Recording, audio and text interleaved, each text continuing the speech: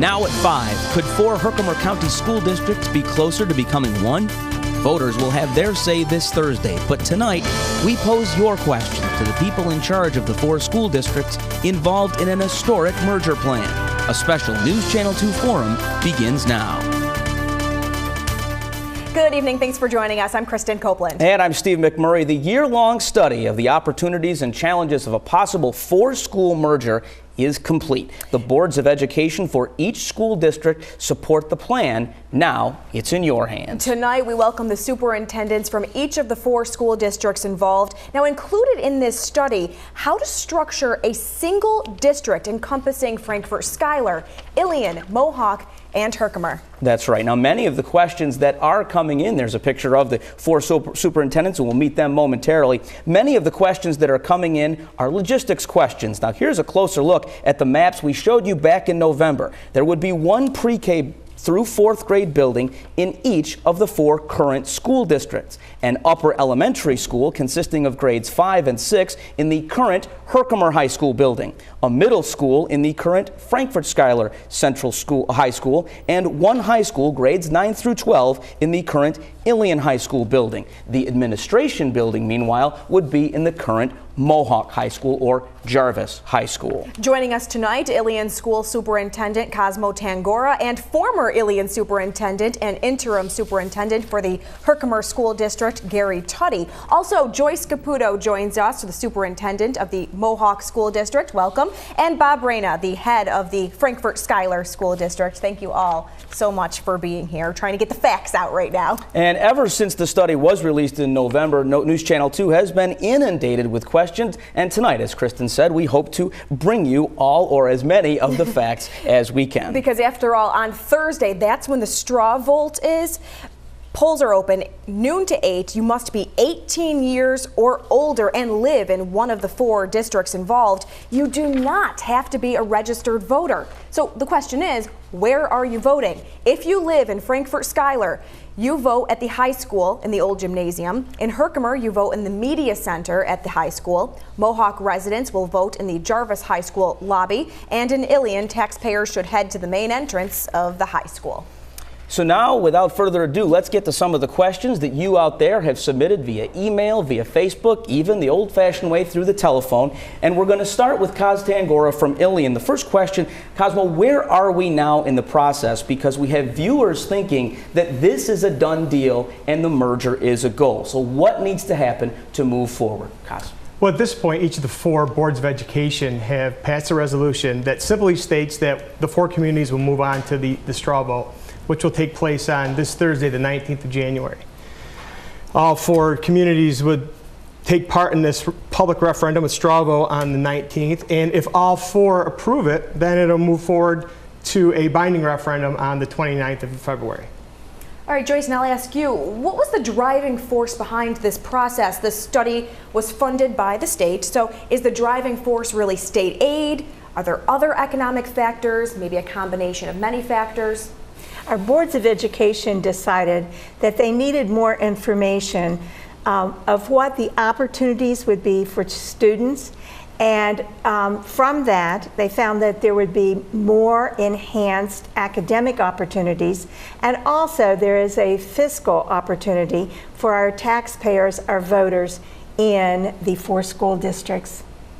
All right, one thing I want to clarify, going back to Cosmo's answer, again, if one of the 4 school districts votes this down, the plan as a 4-school merger comes to a halt. Even if the totality, if there's more yes votes than no votes across the district, if one district even fails by 1 vote, the plan as a whole is over. So wanted to get that out there. Want to talk about going back to the economics of it for a second. And Bob, we can pose this to you. What will a combined district mean for school taxes? Or if this plan is voted down, what will it mean for taxes? Go ahead.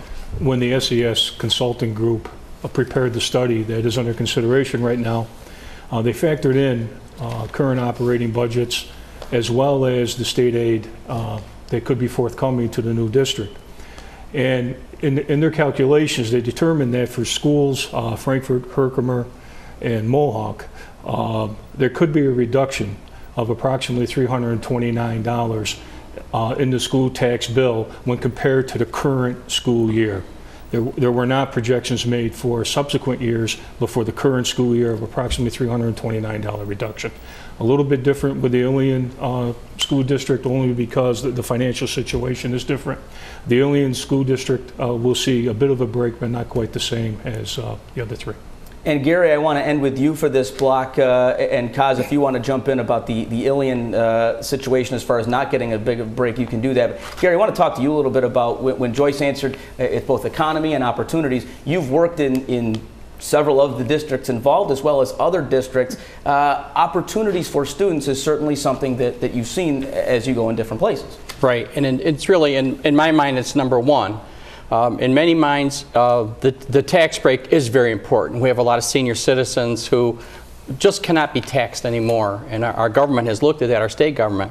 But we as educators, one of the things we really need to do is look at what we offer students. And I've been at Whitesboro, great school, been at New Hartford, great school, and I've been at the Valley schools. And to make that comparison, that simple comparison, of AP courses, specialty courses, technology courses, engineering courses. A lot of the schools in the Valley, we've been so hard-pressed budget-wise, we're just not getting that same breadth of offering. Okay. And Kaz, if you can touch upon it, because that was one specific viewer question that we did have, is why isn't Ilion seeing the same tax break, for lack of a better term, that the other three school districts are going to see? Currently, Ilion's tax on true rate is $16.90, and under the plan of reorganization, the new tax rate would be $16.86. Now, there's only a small difference because of the disparity in the rates in the Mohawk, Frankfort, and Herkimer Central School Districts, whose tax on true are I think it's $20.08 up to $20.83. So, because the tax on true rates are closer and tighter together in those three districts, and ours is that much lower, we don't get much of a tax break. So virtually, our tax on true remains the same. It's only a 4-cent difference. Okay. Is that making it a harder sell in the Ilion district? Well, it's always been about the bang you get for your buck. So if people right now are paying $16.90 and as a return on that investment, they receive the program we're able to provide. For $16.86, they would get an enhanced program. So it's about getting a better bang for your buck and being more efficient with the tax dollar. All right, thanks. We are just getting started here. We want to talk transportation. We want to talk sports. That's a big topic as well. We also want to get you caught up on your full forecast. So after the break, Adam will join us and we'll continue our special forum with the educators in the minutes ahead. I graduated with a class of 60-something, and that meant a lot to me. And I can't imagine next year kids that are going to graduate in a class of like 300 and something. I think it's just not special at all. And Christina, thanks. Thank you so much for joining us as we get to the heart of the facts of this possible school merger in the Valley. We want to continue with our questions right now. One of the big questions being asked by many across the 4 districts, and I'll pose this to Gary Tuddy, the Herkimer superintendent. With 4 districts becoming one, Gary, how many staff layoffs are you looking at, and will there be cuts in the administration as well? Well, a lot of the plan that we were looking at, there are going to be cuts in staff because of the economy of scale. So you don't need as many staff members because you have more children at one school. However, also in the plan they talked about the fact that due to people retiring, people leaving, a lot of those layoffs probably in some cases won't be as severe as they would be if we didn't merge, based on a lot of our budget figures for next year. Although we haven't seen this year's budget figures yet, I know they just came out. So yes, there will be some. And again, if as the new board gets together, they'll make those decisions. Those are tough decisions. But right now, there'll be a reduction, I think, of 2 administrators, and there will be some reductions at the high school level of teachers initially. But hopefully, there will be callbacks, and those people can come back to their jobs soon after. So nothing's a definite at this point. Now, how can you offer more classes with less staff? Anyone of you guys want to jump in on that, Gary, or anybody else? That's one of the questions we're being asked is if there are fewer staff, how can you offer more programs? Well, that's one of the efficiencies that can be gained by implementing a plan like this, instead of having 8 or 10 teachers at one particular grade level because you have the 4 schools, by combining into one school, you might be able to eliminate sections and still have reasonable class sizes with those students. So you pick up, as Gary referred to, an efficiency in terms of the staffing. Joyce? Again, I was going to mention class sizes. For the high school, one of the things the study came forward in saying that 25 would be the outside max of classes. For secondary, I don't have the other figures in front of me, but yeah, elementary was originally projected to be in the low 20s, high teens, low 20s, yeah. 22. So a total of 40 something could be the max, is what you're saying? Not for each class. For each class. Not each section. 20, the size is 25, okay. Right. And Gary, you've been in New Hartford, you've been in the Whitesboro, how does that compare to those districts? Well, I think that what I've seen, what Whitesboro offers, what New Hartford offers, just as examples, the class sizes are about the same. They're probably in the medium 20s or so. But the good part about it is that, for instance, if I have 5 students at Herkimer who want to take a course, and Bob's got 5, now I've got 1 teacher teaching 5 students. If all the schools are together into one, it does help to have the 20, then you can justify that class. The young lady that was on the video, I mean, that's a good argument. You say, well, you know what, it was special, we had a small. I think that's because that's what we're used to. And I know that, again, being at other schools that had larger classes, I think they were special too. They're special in a different way. You don't have the small class, but you have groups of students who find each other, and they develop those friendships. And what about the parents who are concerned their individual child is not getting the attention that they would get in a Herkimer, in a Ilion, in the individual school districts? Well, once the school district was in working order, you would find, or parents would find, that many of the same services, if not more services, would be available for parents to have a closer discussion with teachers, social workers, counselors. Kristen, you do pick up on an important point, and it is one that is of concern that has been expressed, and it relates to a large school versus a small school. We have all had the privilege of working in a smaller school. Many of us attended smaller schools, actually, ourselves, and you get that type of culture, the small school culture. And one of the things that people are concerned about is, by going to a larger school, will that small school culture be lost? Will my child get that individualized attention? Will the child be known by his or her teacher? Will the faculty members know the kids? It's a legitimate concern when that happens. There are things schools can do to help address that, but that is a legitimate concern, because the social emotional aspect of education also needs to be addressed. Absolutely. I think another positive, though, is that because we're 4 small schools coming together, the faculty, the administration, the non-instructional staff, we're all used to that small school culture. So I think it could be possible for them to transfer that small school culture to this bigger setting, because we're already a tight-knit valley. And let's talk about the students for a moment. Many of the questions that came forward to us were about how will the students survive in a larger school. Many of these students know each other. We live in a culture now where the students are social networking and have become friends through sports, have become friends through the activities that are offered here in the Valley. For them, they look at it, as many students look at it, as another opportunity, not a challenge. All right, and we will have an opportunity to ask a few more questions coming up, but we do want to get you caught up on some of the other news of the day going on across central New York, across the state, and we'll have that when News Channel 2 at 5. The special forum continues right after this. Welcome back to our special forum about the proposed school merger in the Valley. If you're just joining us, we've invited the heads of each school district as we inch closer to what could be an historic merger vote. Yes, this merger plan is now in your hands. Ilion School Superintendent joining us, Cosmo Tangora, interim Herkimer School Superintendent Gary Tuddy, Mohawk School Superintendent Joyce Caputo, and Frankfort Schuyler Superintendent Bob Rena. Thank you so much for being here.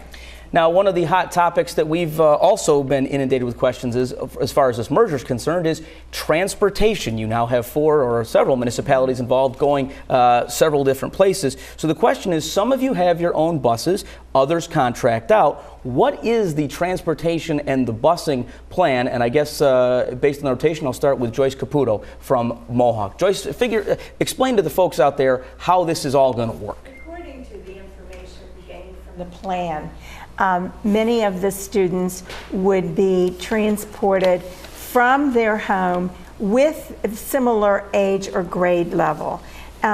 Currently in Mohawk, we transport our high school and our elementary students together. So students would be riding with their own age group to their own schools.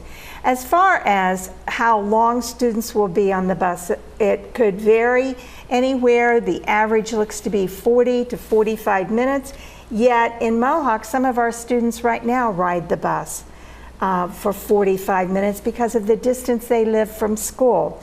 Will the routes be reconfigured? Yes. Will there be changes in the transportation? Yes. Will students be delivered door to a point, a door of school? Yes. Those decisions will start when school begins, and the Board of Education will be looking at transportation as the year proceeds. Steve, if I may pick up on that a little bit. There are a couple other things that are included in the study about the transportation. Number one is, of course, that there would be an increase in the number of transportation routes over what currently exists. For example, right now we have approximately 45 transportation routes between the 4 districts. It's anticipated that could be as high as 70 or 77 routes that would be added to this process.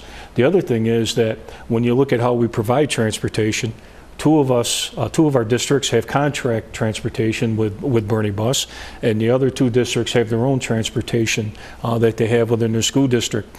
So one of the suggestions in the study was that we continue with that process for year 1 of the new district, if the merger is approved, and that there be a transition committee put together, if you will, to take a look at the transportation system, how we provide it. Perhaps a hybrid system might be the way to go, but to thoroughly analyze how we provide transportation amongst the 4 schools.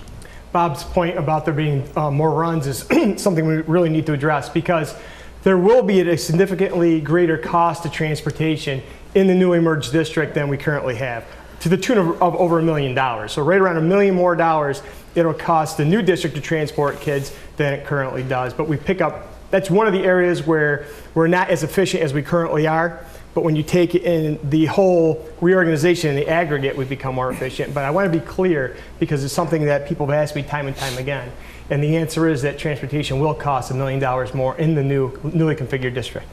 Sports and other extracurricular activities, we want to find out how things are going to change. We want to start with the sports. How big will the new school be? Class A, AA, and how do you address the drive time for competitions? Gary? Well, the study told us that we'd be AA. So that's the largest in the state. That we understand that. There's great competition. We have, many of us have sports now that are under a lot of pressure to be cut because of our current budgets. However, in a merged school, we probably would have different sports, more sports for the students. And talking to a lot of students, that is one of their major concerns, is when will I play? Will I get to play with my friends? And what's going to happen when you have 4 schools coming together? So it is going to be AA. And that, I know we're used to the smaller B or C. Mm-hmm. We also know that the students will be offered more sports in this 4-district merger. The SES study team and the community advisory groups wanted to make sure there would be more sports. So where you might have only now a JV and a varsity team, you could have a 9th grade team, a 7th grade team, an 8th grade team, 9th JV, and then varsity. So more kids can be involved. I want to follow that up, though. One of the questions we're getting is that, and not complaints or comments, I should say, there are so many unknowns still.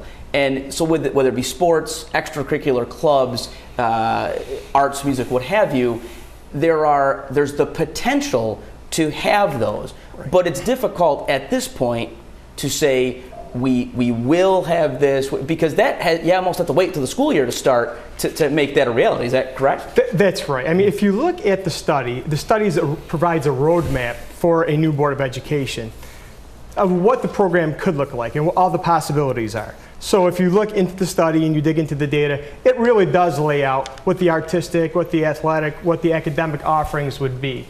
Now, obviously, just as is the case now, it's up to the school board to make the final determination. So, I mean, folks can, although we're not at liberty to say exactly what the new program would look like, because we can't replace our judgment for that of the new board, it's more than likely that the new board would follow this roadmap that was provided through the study. One of the things that's happening, if I may, Steve, is because of that lack of clarity or lack of specific information right now, it's becoming frustrating for the residents of our communities and with us, to be perfectly honest with you. People are asking questions like very simple, basic questions. What would the school schedule look like? Would we be on a block schedule? Would we be on a traditional day schedule? What time would lunch periods be? How long would the lunch periods be? What types of sports would we have? What would the teams look like? What are the uniforms going to be like? What classification, as Gary has already addressed, is one of the things. What courses would be offered? One of the opportunities is certainly the possibility of offering more electives for our students. People would like to know what those are. And as Kaz just said, it's very difficult at this point to answer those questions specifically, because they would be the responsibility of the new board and the new school district. However, the plan does include suggestions. Bob, thanks. And we're going to talk about that timetable a little bit more, but we want to take a quick break. We're going to have much more from the 4 superintendents right after this. Welcome back to the merger of the school merger forum with the heads of each of the 4 school districts. Let's get right back to the questions. That's right. And I want to pose this one to Cosmo Tangora, superintendent for Ilion Central School. Cosmo, if the merger happens, what happens to each individual district's debt load and fund balance? Because there's some differing opinions that are out there. What's going to happen with those funds, for lack of a better term?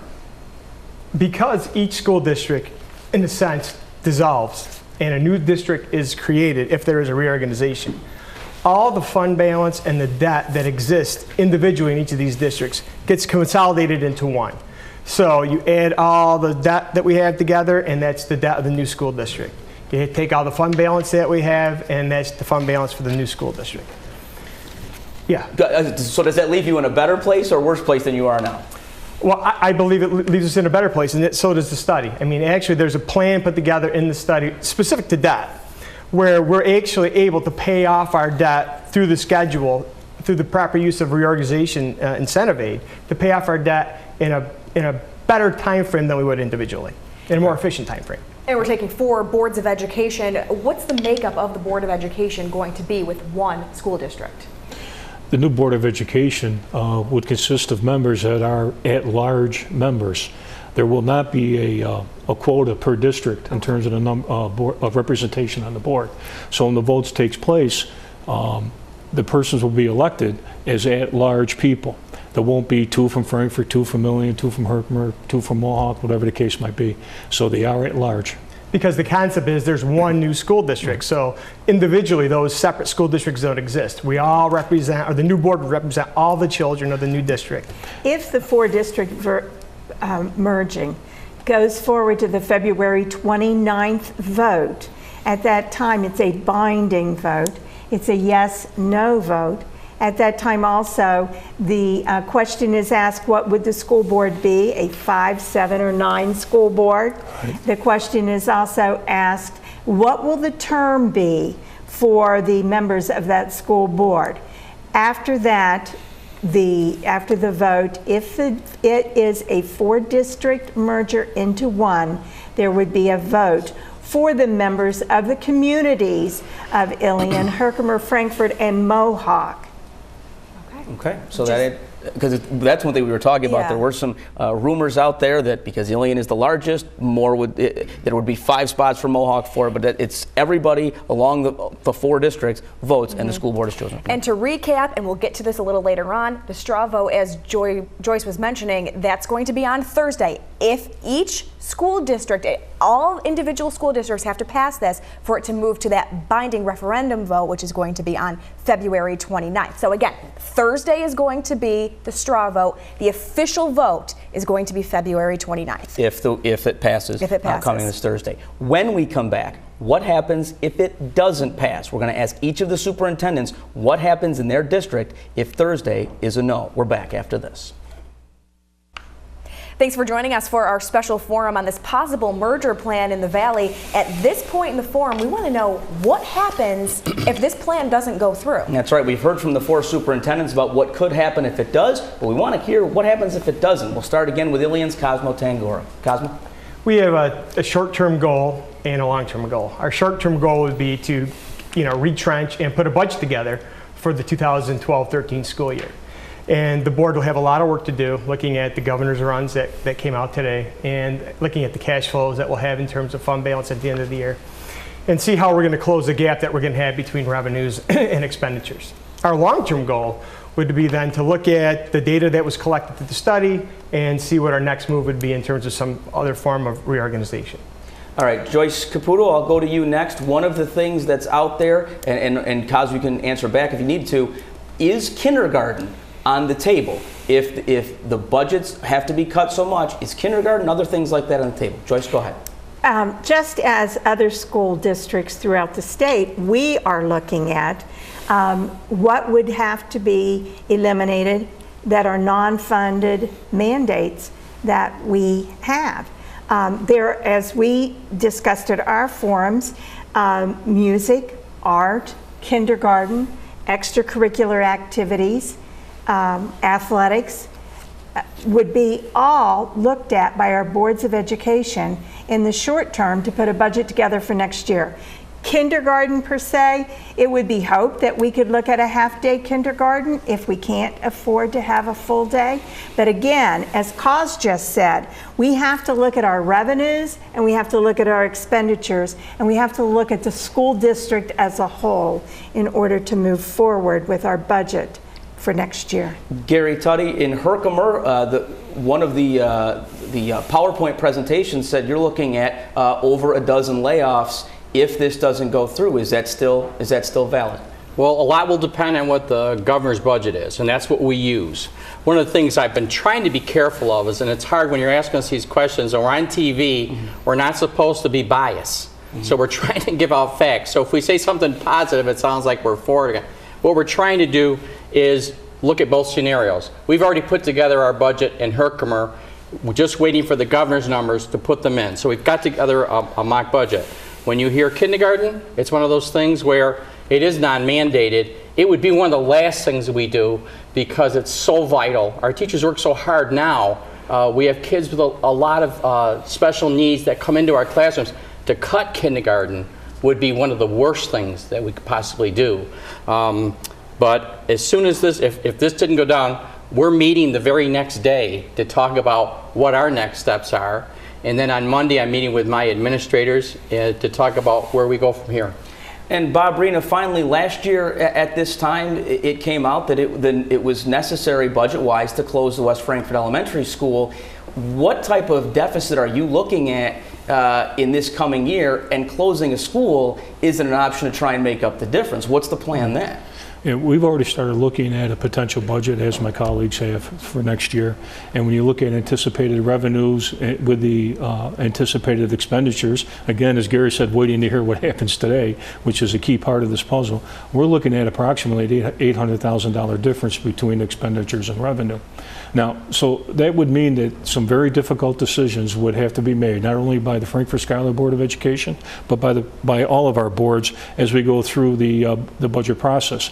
In the office at school, we have a sign hanging that says, "Is it good for kids?" And that's the basic approach that we are taking as we do this budget process. Is it good for kids, and what kind of decisions that can we make that will be helpful to kids? Okay. At this time, I want to thank the 4 superintendents for taking time to answer some of the questions that are out there among the residents in your districts, but also our viewers and contributors. So I want to thank again Cosmo Tangora from Ilion, Gary Tuddy from Herkimer, Joyce Caputo from Mohawk, and Bob Rena from Frankfurt. Thank you so much for taking the time to talk about what could be an historic merger vote in the very near future. Thursday is that straw vote. Polls are open noon to 8. You must be 18 years or older and live in one of the 4 school districts involved. You do not have to be a registered voter. If you live in the Frankfurt-Schuyler district, you vote at the high school in the old gymnasium. In Herkimer, you vote in the media center at the high school. Mohawk residents will vote in the Jarvis High School lobby, and in Ilion, taxpayers should head to the main entrance of the high school. And we urge you to log on to WKTV.com. Under the Education tab, you will find our special forum, as well as the map detailing where each school would be located, including elementary, upper elementary, middle, and high school. And on Thursday, News Channel 2 will have full team coverage of this historic vote. We'll have a crew in each of the 4 districts, bringing you the newest information as your friends and neighbors head to the polls between noon and 8 p.m. And now we'd like to thank you also for joining us for this special edition of the Live at 5 News Hour. And once again, thank you for the superintendents for participating in this forum. Your full forecast is next, and I'll see you back here at the top of the hour for News Channel 2 at 6.